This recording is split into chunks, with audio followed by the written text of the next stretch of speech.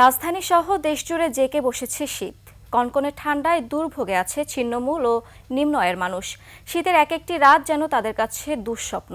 আরও জানাচ্ছেন সিরাত আল মুস্তাকিম। এই তীব্র শীতে সবাই খোঁজে উষ্ণতা, কিন্তু ছিন্নমূল মানুষের রাত কাটে খোলা আকাশের নিচে, রাস্তার পাশে।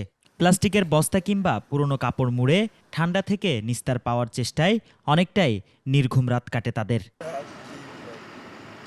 কিন্তু হিম বাতাস যে ভেদ করে যায় সামান্য আবরণ, শীতে কাঁপে শরীর। হাড় কাঁপানো শীতে এই নগরে এমনই নাজেহাল অবস্থা ছিন্নমূল সহ নিম্ন আয়ের মানুষের। কাঁপতাছে, আমি কি করুম, কপাল মন্দ, ঘর ভাড়ার লেগে তো বাইরে হয়ে গেছি গা, ভাড়ার কারণে ভাড়া দিতে পারি না। এই পর্যন্ত কম্বল 2টা কিংবা পাইছি, আর 1 প্যাকেট খান পাই, এইভাবে চলতেছে 2-3 মাস। শিয়া বাটার ও ভিটামিন ই সমৃদ্ধ lily glam beauty soap. Lily, always beautiful. এই ঠান্ডাটা মানে খুব সহ্যের বাইরে, ঠান্ডা অনেক লাগতেছে আমার, প্রচুর ঠান্ডা। এনেই থাকি গাড়ি এনে চালাই, এনেই থাকি। এসব মানুষের পাশে দাঁড়িয়েছে বিভিন্ন স্বেচ্ছাসেবী সংগঠন, দিচ্ছে শীতবস্ত্র ও খাবার।